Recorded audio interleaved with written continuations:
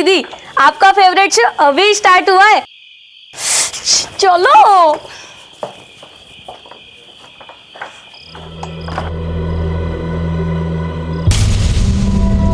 हेतल, आगे बेटा, तेरे पापा कब से तेरी फिक्र कर रहे हैं।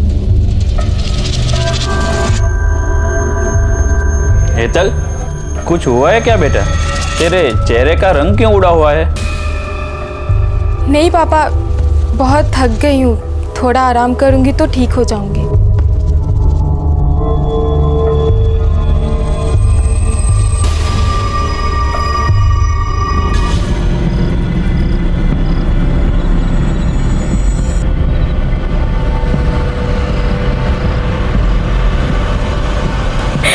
सॉरी मम्मी, सॉरी पापा।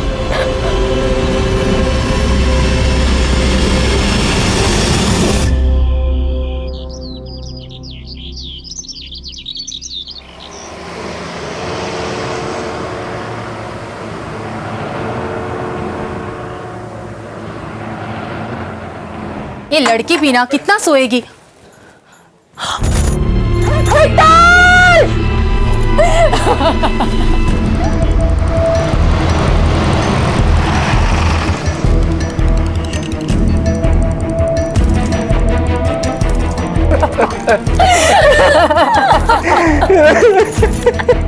लड़की ने इस पंखे से लटक कर सुसाइड किया सर। कोई सुसाइड नोट नहीं मिला, बस इतना पता चला है कि कल रात को किंजल नाम की किसी सहेली के घर से पढ़ाई करके लौटी थी और कुछ परेशान थी। कहाँ रहती है किंजल? ये क्या कह रहे हैं आप? हेतल हमारे यहाँ नहीं आई थी, बल्कि किंजल उसके घर गई थी, उसके जन्मदिन पर। किंजल कहाँ है? बुलाइए उसे। देर रात से आई है तो सो रही है, बुलाती हूँ।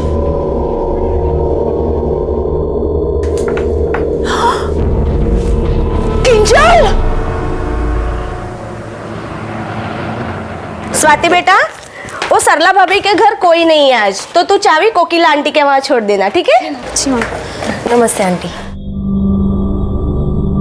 मामा, ये निशा है, मेरी कॉलेज फ्रेंड, मैंने बुलाया था साथ में कॉलेज जाने के लिए। ठीक है बेटा, मैं चलती हूँ। ओके, बाय बाय बेटा, बाय बाय मामा।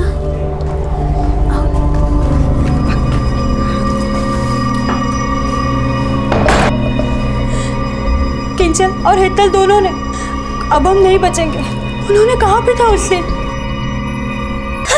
चीट किया ना तुम लोगों ने हमारे साथ, देख लेना तुम दोनों भी नहीं बचोगी, पनिशमेंट मिलेगी, बहुत बड़ी पनिशमेंट है। ये सब हमारी वजह से हुआ है, वी आर रिस्पॉन्सिबल। अब हम नहीं बचेंगे, पुलिस आती ही होगी, हमारे घर वालों को सबको सब पता चल जाएगा। अब बस एक ही रास्ता है हमारे पास।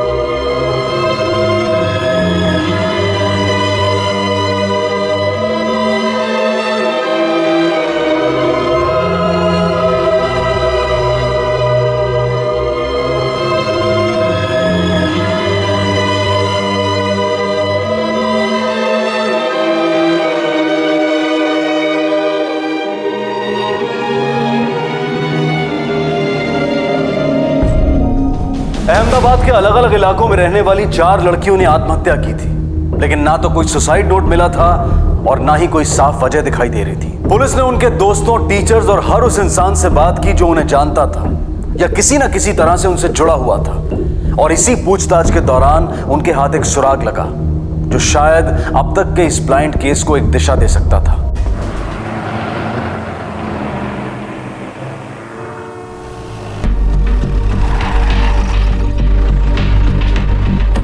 सब चारों लड़कियों की कॉल डिटेल्स आ गए हैं। निशा और स्वाति एक ही कॉलेज में पढ़ते थे और हेतल और किंजल एक ही कोचिंग क्लास में। स्वाति हेतल की सहेली थी, इसलिए चारों एक दूसरे को जानते थे। घटना के दिन हेतल और किंजल ने अपने घर पर झूठ बोला था कि वो पढ़ने के लिए एक दूसरे के घर पर जा रहे हैं। पढ़ने नहीं गई थी तो कहाँ गई थी? सर, उनकी कॉल डिटेल से ये पता चलता है कि दोनों घर से कॉलेज के लिए तो निकली थी, पर असल में जयपुर के लिए उन लोगों ने फ्लाइट पकड़ी और रात को 9:30 बजे अहमदाबाद वापस आई। और निशा और स्वाति? सर, वो दोनों यही अहमदाबाद में थी, पर दोनों फ्रीक्वेंट ट्रैवलर्स हैं। पिछले 6 महीने में तकरीबन 15 या 20 बार शहर से बाहर, कभी जयपुर, दिल्ली, या तक कि कोलकाता फ्लाइट से गई हैं। कभी साथ साथ, कभी अलग अलग। कोई और डिटेल्स? बैंक अकाउंट्स वगैरह सब क्लियर है सर, कोई ऐसी बड़ी ट्रांजैक्शन नहीं है। स्वाति की सहेलियों के हिसाब से स्वाति का एक बॉयफ्रेंड था राहुल, जिसके साथ उसका ब्रेकअप हो गया कुछ महीने पहले, मगर इसका निशा, हेतल और किंजल से अभी कोई कनेक्शन नहीं दिखता। और हाँ सर, घटना के दिन से राहुल का फोन बंद है, पर हमें उसका एड्रेस मिल गया। उठाओ इस राहुल को।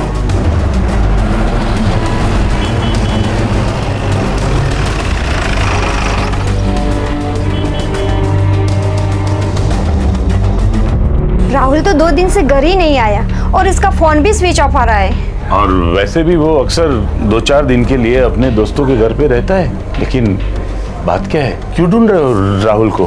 वो आपको जल्दी पता चल जाएगा। उसकी कोई फोटो मिलेगी?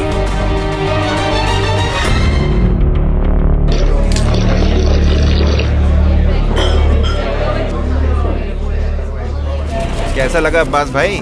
वाह घोची, ये तो बड़ा धमाका है ये। लेकिन अपने भावसार की बेटी है ना?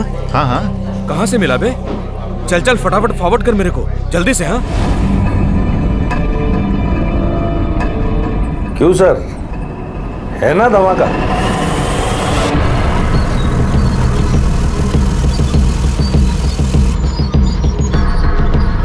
અમદાવાદની ગોરી છોકરીઓના કાલા કારનામાનો પહેલો કિસ્સો, બાકી કિસ્સા કાલથી રોજ.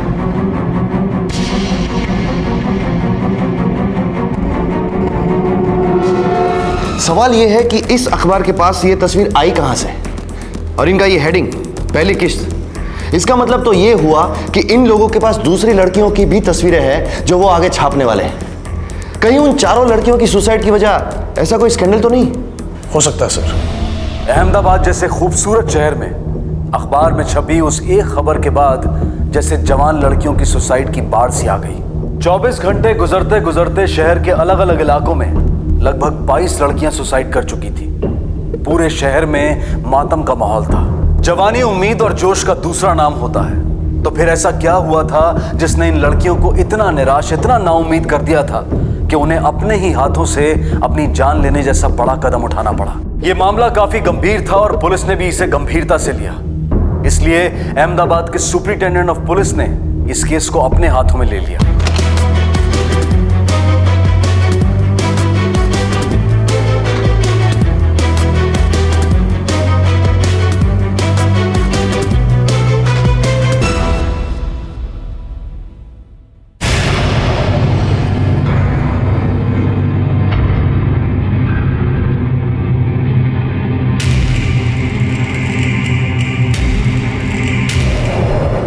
सर, उस खबर के छपने के बाद से अब तक शहर के अलग अलग एरियाज में कुल मिलाकर 22 लड़कियां सुसाइड कर चुकी हैं। इन सभी लड़कियों को 5 ग्रुप में बांटा जा सकता है।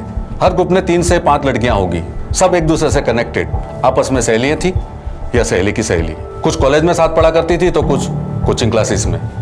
सर, डिटेल इंक्वायरी के बाद हमें पता चला है कि सभी लड़कियां फ्रीक्वेंट ट्रैवलर्स थी और रेगुलर बेसिस पर गुजरात और देश के अन्य बड़े शहरों में आया जाया करती थी, लेकिन इनके घर वालों को कुछ पता नहीं। सर, इस मास सुसाइड से 3 दिन पहले मेरे एरिया में भी 4 लड़कियों ने सेम कंडीशन में सुसाइड किया है। सर, ये लड़कियां भी फ्रीक्वेंट ट्रैवलर थी, उनके बैंक अकाउंट में भी कुछ नहीं मिला और उनकी एक्टिविटीज के बारे में उनके माँ बाप को कुछ नहीं पता था। सर, ये 4 लड़कियां और उसके बाद सुसाइड करने वाली लड़कियों को सिर्फ एक ही चीज जोड़ती है और वो है राहुल नाम का एक लड़का। सर, राहुल पहले हेतल का बॉयफ्रेंड था और उसके बाद उसका अफेयर भावसार की लड़की रिद्धि के साथ था। सर, ये लड़का हेतल के सुसाइड के दिन से ही कहीं गायब है। अभी तक उसकी कोई लीड नहीं मिली। और जिस पेपर में इनकी न्यूज छपी थी, सर, उसके रिपोर्टर और एडिटर को हमने हिरासत में ले लिया है। सर, वो अपना गोची है ना, जो घंटाघर 4 रास्ता पे चाय की दुकान पे काम करता है, अक्सर छोटी मोटी खबरें वही मुझे देता है और ये एमएमएस भी उसी ने मुझे दिया था, तो हमने स्टील करके छाप दिया। सर, वो मशहूर समाज सेवी भावसार भाई की बेटी थी, तो हम लोगों ने सोचा कि बड़े घर की बेटी है, खबर छाप देंगे तो हमारे अखबार की बिक्री भी ज्यादा हो जाएगी। ये पहली किस्त से क्या मतलब है तुम्हारा? और भी एमएमएस है तुम्हारे पास? नहीं सर, मेरे पास तो नहीं है, लेकिन वो गोची बोल रहा था कि उसके पास और भी है।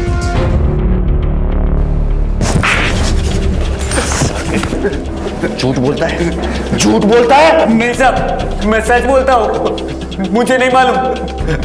वो वीडियो मेरे एक दोस्त ने मुझे फॉरवर्ड किया था। मुझे लगा ये खबर बहुत अच्छी है, तो मैंने आभास भाई को फॉरवर्ड कर दी। और मेरा दोस्त तो मुझे ये भी कहता था कि उसके पास बहुत सारे वीडियोस है। कौन है तेरा दोस्त? कहाँ रहता है? कोची के उस दोस्त ने पुलिस से कहा कि उसे वो एमएमएस उसके किसी दोस्त से मिला था, और जब पुलिस ने उसके उस दोस्त को पकड़ा तो उसने भी यही कहा कि उसे वो एमएमएस अपने किसी और दोस्त से मिला था। यह सिलसिला यूं ही चलता रहा और एक चेन सी बनती गई, और लगभग 16 से 17 लड़कों से पूछताछ करने के बाद आखिर पुलिस उस लड़के तक पहुंची जिसके मोबाइल से पहली बार उस एमएमएस को भेजने का सिलसिला शुरू हुआ था। चलो उठ। सर उसका नाम राहुल है। अपना लैपटॉप डाल कर गया था मेरी दुकान पे रिपेयर करवाने के लिए। उसी में ये 3 एमएमएस थे सर। मुझे अच्छे लगे तो मैंने आगे फॉरवर्ड किए, दोस्तों को दिखाए। उसके आगे का सर मुझे कुछ नहीं पता। सर बाकी के जो 2 एमएमएस हमें मिले हैं उसमें एक हेतल का है, उसके साथ राहुल है, लेकिन दूसरा एमएमएस जो हमें मिला है उसमें कोई और लड़का है सर। इसका मतलब ये कि इस स्कैंडल में राहुल के अलावा और भी लड़के इन्वॉल्व हो सकते हैं, लेकिन जिन जिन लड़कियों ने सुसाइड किए हैं कहीं ना कहीं उसकी वजह ये एमएमएस ही है। और ये 3 एमएमएस देखकर तो ये लग रहा है कि उनमें जो लड़के हैं वो उन लड़कियों के काफी करीबी थे, बॉयफ्रेंड टाइप्स। Right sir. एक काम करो, हमारी पूरी टीम लगा दो। जिन जिन लड़कियों ने सुसाइड किए उनके बॉयफ्रेंड या तो करीबी दोस्तों की डिटेल निकालो। आई एम श्योर इस केस का अगला सुराग हमें उन लड़कों से ही मिलेगा।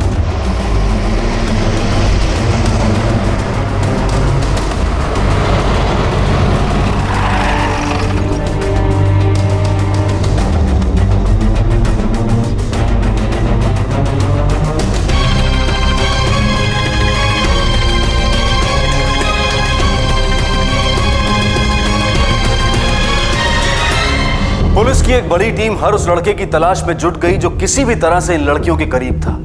दोस्तों, घर वालों, रिश्तेदारों, सबसे पूछताछ की गई। काम आसान नहीं था लेकिन जरूरी था, क्योंकि पुलिस को अकेला यही एक रास्ता दिखाई दे रहा था जिस पर वो आगे बढ़ सकते थे, और उनकी ये सोच सही साबित हुई। कई लोगों से पूछताछ करने के बाद जो सच पुलिस के सामने आया उसने इस केस की गंभीरता को और भी बढ़ा दिया। पुलिस को पता चला कि सुसाइड करने वाली हर लड़की का कभी ना कभी कोई बॉयफ्रेंड या प्रेमी जरूर रहा था।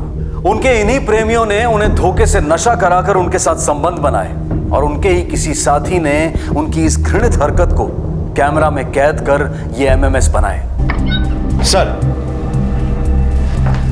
सर जिन लड़कियों ने सुसाइड किया था उन सबके बॉयफ्रेंड्स ने उन्हें ड्रग्स देकर एमएमएस बनाया। सर इंट्रोगेट करने के बाद हमें यह पता चला है कि एक लड़का किसी दूसरे लड़के को हायर करता था।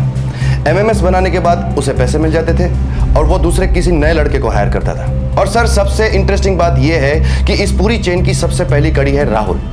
उसी ने पहले लड़के को हायर किया था। इसका मतलब जब तक हम इस राहुल को नहीं ढूंढ लेते ये केस आगे नहीं बढ़ेगा। Yes sir. Sir Kalupur station के पास नाले में राहुल की लाश मिली। व्हाट? यस सर, चाकू से गोद कर उसे मारा गया है। तलाशी के दौरान कालूपुर पुलिस को उसकी जेब से एक सिम कार्ड मिला जो उसके नाम पे रजिस्टर्ड है। सर कॉल रिकॉर्ड में सिर्फ एक लैंडलाइन नंबर मिला है जहां से उस सिम कार्ड पर कॉल आते और जाते थे। अब तक हमारी पूरी इन्वेस्टिगेशन सिर्फ और सिर्फ एक ही शख्स की तरफ जा रही थी, राहुल। राहुल के खून के पीछे 2 पॉसिबिलिटीज हो सकती है। एक, या तो उसे उसी की शिकार हुई किसी लड़की या उसके करीबी ने मार दिया हो, और दूसरा, शायद इस एमएमएस गिरोह का सरगना राहुल नहीं बल्कि कोई और है, और जिसने अपना राज खुल जाने के डर की वजह से राहुल को अपने रास्ते से हटा दिया हो। वो जो दूसरी सिम से लैंडलाइन नंबर मिला है, किसका है वो? दरअसल ये नंबर एसजी हाईवे एरिया के पब्लिक फोन का है। काफी बिजी चौराहा है ये। यहाँ बाकी दुकानों के साथ एक बड़ा और फेमस कोचिंग सेंटर भी है। वहीं दीवार पे ये फोन लगा है। ये एरिया लड़के और लड़कियों का मीटिंग पॉइंट है सर। एक इंपॉर्टेंट बात हमारे सामने ही है जिस पर हमने अब तक ध्यान नहीं दिया। What? जितनी भी लड़कियों ने सुसाइड किया है उनका कोई ना कोई कनेक्शन इस कोचिंग क्लास के साथ था। या तो वो यहाँ पढ़ती थी, या पहले पढ़ चुकी थी, या फिर किसी की सहेली या बॉयफ्रेंड यहाँ पढ़ता था। और वो फोन भी इसी एरिया में लगा है सर। मतलब उस पीसीओ बूथ पर फोन करने के लिए राहुल का इस सेपरेट सिम का यूज करना, मतलब इससे साफ जाहिर होता है कि राहुल के लिए ये नंबर बहुत ही खास था। और अगर हम ये मान लेते हैं कि इस एमएमएस गिरोह का सरगना राहुल नहीं बल्कि कोई और है, तो इस पीसीओ बूथ के नंबर का इस्तेमाल वो अपने और गैंग मेंबर्स के साथ कांटेक्ट करने के लिए करता होगा। परमार, तुम एक काम करो, तुम अपनी एक छोटी टीम बनाओ और सिविल में उस पीसीओ बूथ के आसपास तैनात रहो। हम राहुल के इस दूसरे नंबर से उस पीसीओ बूथ पर फोन करेंगे और जो कोई भी फोन उठाकर हमसे बात करेगा वही तुम्हारा शिकार होगा, एमएमएस गिरोह का बॉस। सर, अब ये एमएमएस किंगपिन हमसे ज्यादा दूर नहीं।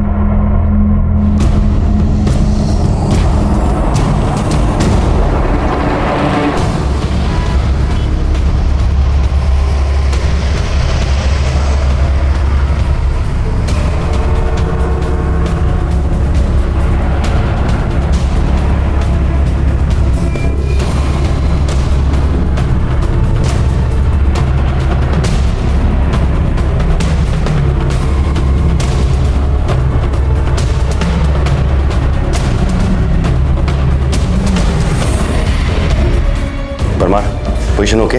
Yes sir. We are ready sir.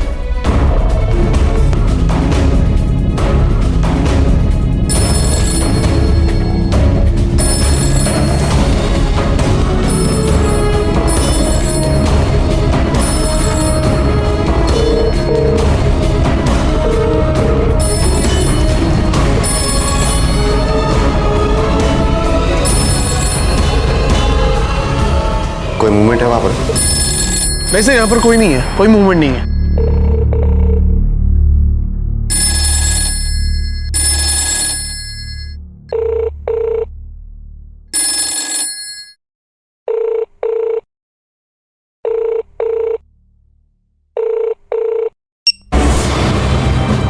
Parmar, किसी ने फोन उठाया, गिरफ्तार करो उसे।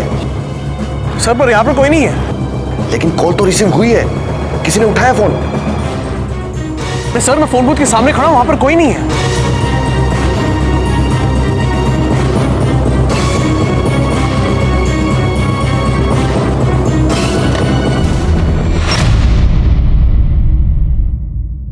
मैं बाद में बात करता हूं। सर, बूथ पर तो कोई आया नहीं, तो ये फोन रिसीव किसने किया?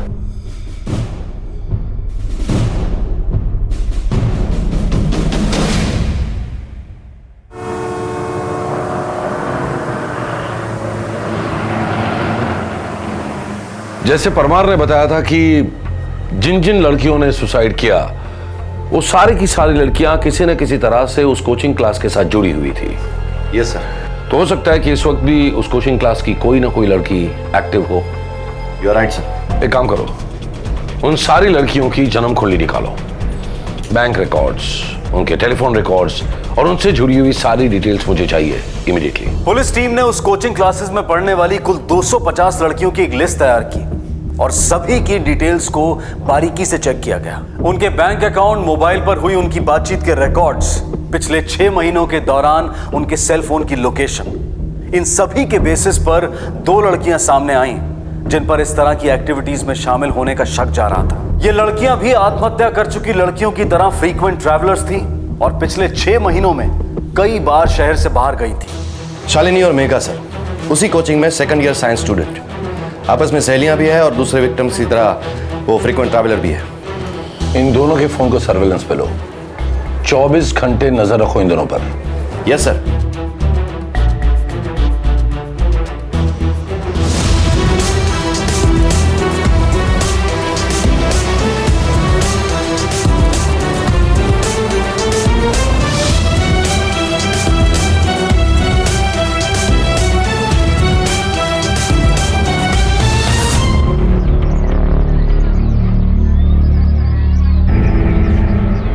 वेलकम बच्चा लोग। क्या लोग है? तुम्हारा चॉकलेट शेक और तुम्हारा स्ट्रॉबेरी शेक अभी देता हूँ। नहीं अंकल, अभी कुछ नहीं। कोई आ रहा है, अभी साथ में ले ले। हाँ हाँ, बैठो बैठो। चलो बैठते हैं।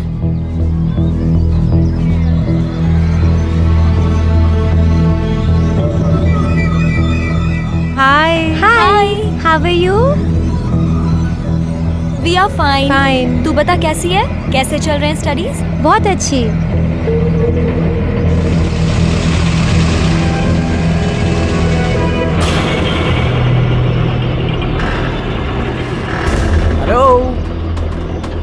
Happy birthday Rishi. Thank you so much.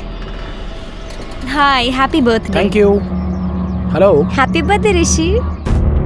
So timing छे दीदी। So ready for treat? या ओके चले। ओके ओके तुम लोग बाइक पे जाओ, हम लोग ऑटो में आएंगे। Okay bye bye. Bye bye.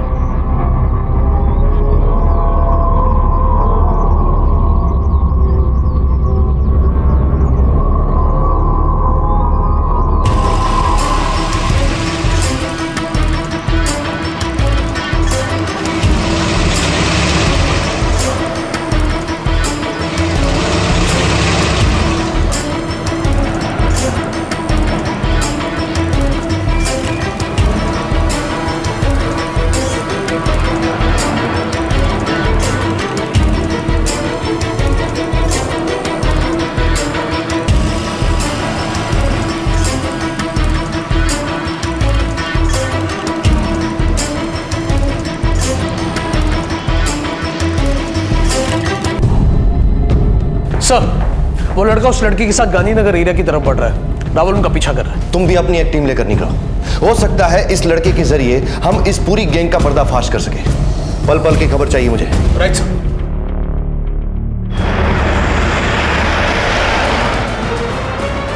Rahul तुम उन पर नजर रखो, हम निकल चुके हैं, तुम्हें जल्दी ज्वाइन करेंगे।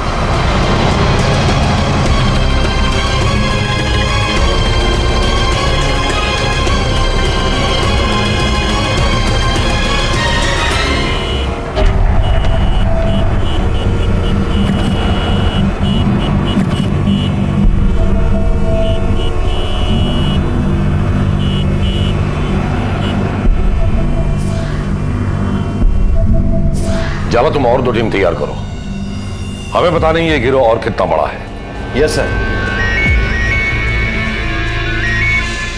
हेलो। व्हाट? Oh no.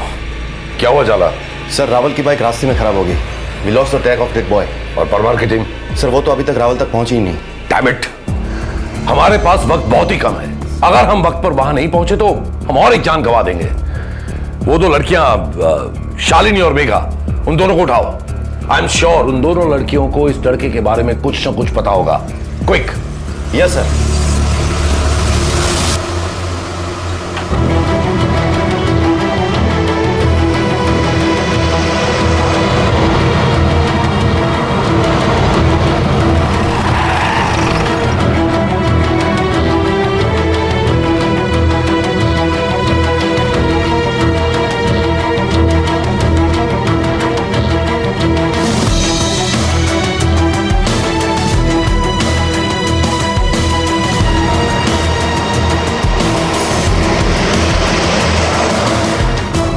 या कम।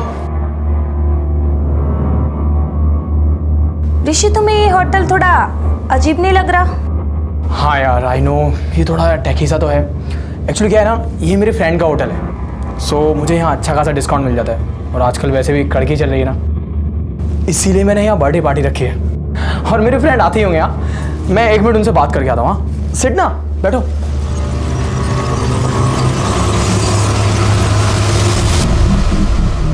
सर ये तो हिमानी है, हेतल की छोटी बहन। वही हेतल जिसकी सुसाइड की खबर हमारे पास सबसे पहले आई थी। ऋषि हिमानी को लेकर कहां गया है? सर हमें सच में कुछ नहीं पता सर। सर एक्चुअली इन लोगों का कोई एक ठिकाना नहीं है सर। इन लोगों का नेटवर्क कई जगहों पर फैला हुआ है। चला सर। हिमानी और ऋषि दोनों का नंबर ट्रैकिंग पे रखो। सर। बड़ी देर लगा दी यार इन लोगों ने आते आते। हाँ वेट। हाँ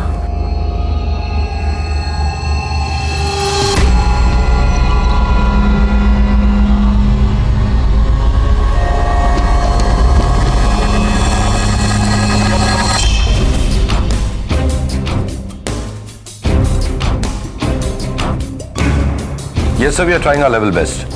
Sir. सर ये रहा ऋषि और हिमानी का लोकेशन। कलोल माचे sir. Go and arrest him right now. Farman. Right sir, Kalol की तरफ चल, होटल चौक।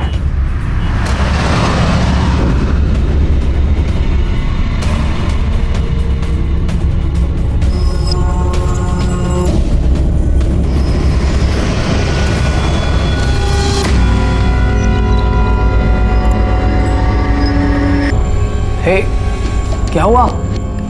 पता नहीं, थोड़ा डिजी सा लग रहा है। हाँ एक्चुअली हो रहा होगा यार, हम इतनी लंबी राइड लेके आ रहे हैं ना धूप में, इसलिए। हाँ शायद।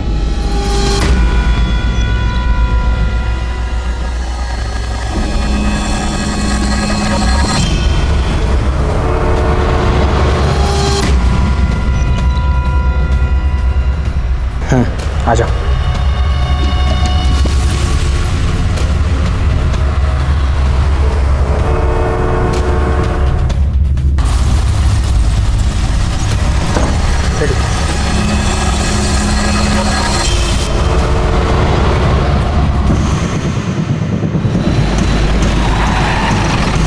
सर यही है वो होटल, चल। किधर है वो दोनों? हाँ? बड़ा किधर है वो दोनों? सर ऊपर रूम नंबर 104 में। ले वाला इसको लेके जाए।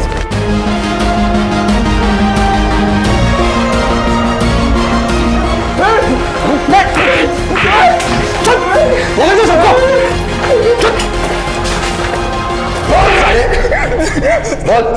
मैं नियाज अफगानी के लिए काम करता हूँ सर। पहले मैं एमएमएस बनाकर राहुल को सेंड करता था, लेकिन राहुल के मर जाने के बाद मैं डायरेक्ट एमएमएस अफगानी सर को सेंड करने लगा। अब तक मैंने 7 लड़कियों के साथ एमएमएस बनाए और 4 लड़कों को हायर किया। ये अफगानी एमएमएस का क्या करता है?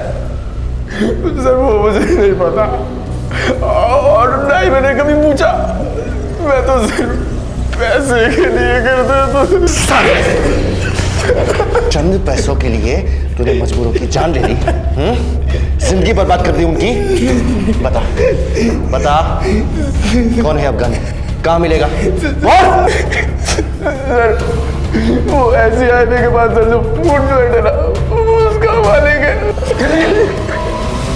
उठाना फोन, कहाँ अटका है?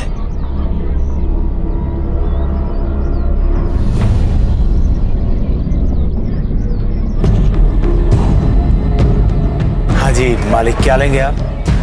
तो चलो।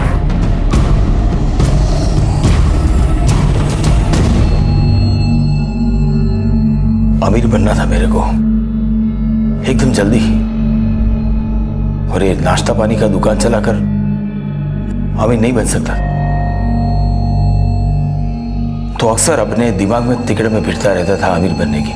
फिर एक दिन एक दोस्त ने मुझे अचानक बताया कि वैश्या नहीं, होटल लाइन में उसे कॉल गर्ल कहते हैं। मेरी होटल में रोज आती हैं ऐसी लड़कियां।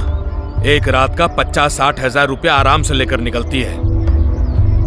मेरी होटल में एक एनआरआई आकर ठहरा है, उसे लड़की चाहिए, लेकिन उसकी शर्त यह है कि उसे कॉल गर्ल नहीं, कॉलेज की यंग लड़की चाहिए, एकदम फ्रेश माल। और ऐसा एक नहीं, ऐसे तो कई आते हैं रोज मेरी होटल में। अगर लड़कियां हो तो लाखों के नहीं, करोड़ों के वारे न्यारे हो सकते हैं।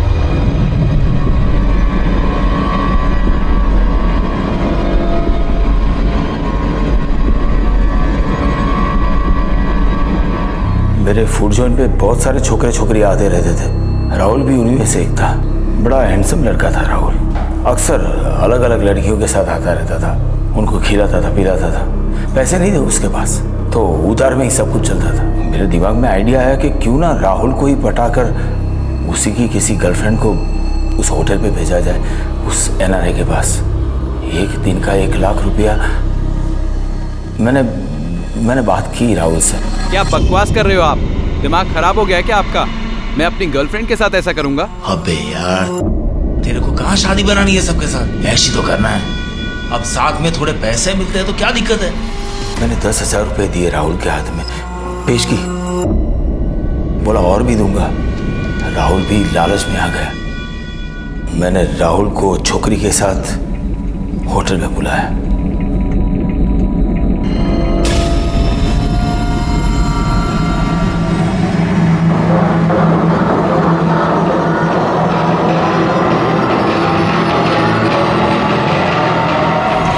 एमएमएस को दिखाकर हमने उस छोकरी को उस एनआरआई के पास जाने के लिए मजबूर कर दिया।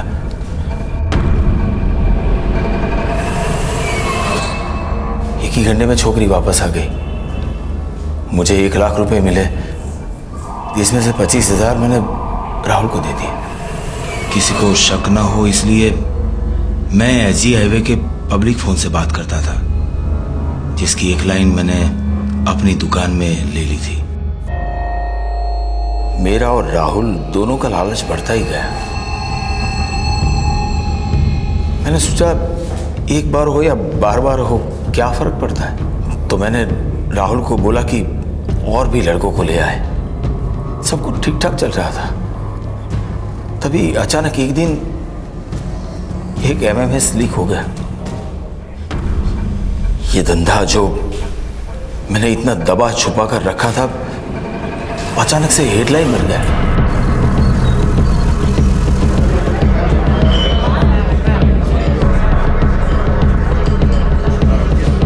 राहुल ही एक ऐसी कड़ी है जिसके जरिए पुलिस मुझ तक पहुंच सकती है।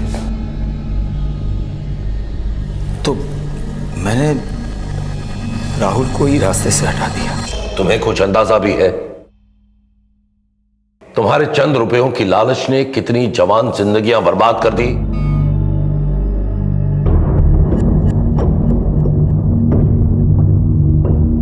इस अपराध की गुत्थी ने सुलझने के बाद भी समाज और प्रशासन दोनों को शर्मसार करके रख दिया। प्रशासन को इसलिए क्योंकि इतना बड़ा गैंग, इतना बड़ा रैकेट ठीक उनकी नाक के नीचे चल रहा था और इसके बावजूद उन्हें इसकी भनक तक नहीं थी। और समाज को इसलिए क्योंकि भाई दूज और रक्षाबंधन जैसे त्योहार मनाने वाला हमारा समाज ऐसे भाइयों, ऐसे बेटों, ऐसे पुरुषों को जन्म दे रहा था जो अपनी बहनों की रक्षा की कस्में खाते हैं लेकिन दूसरों की बहनों के लिए खतरा बन जाते हैं। अब समय आ गया है कि हम अपनी बेटियों को खुद अपनी रक्षा करना सिखाएं और बेटों को सीख दें कि वो समाज की दूसरी लड़कियों के साथ भी उसी तरह से पेश आएं, उनके साथ वैसा ही सुलूक करें जैसा वो अपनी बहनों के लिए चाहते हैं। हम उम्मीद करते हैं कि हमें इस तरह की कहानी दोबारा कभी देखने को न मिले। इसी विचार के साथ मैं अनूप सोनी आपसे विदा लेता हूं। फिर मुलाकात होगी अगले एपिसोड में एक और चौंका देने वाले केस के साथ।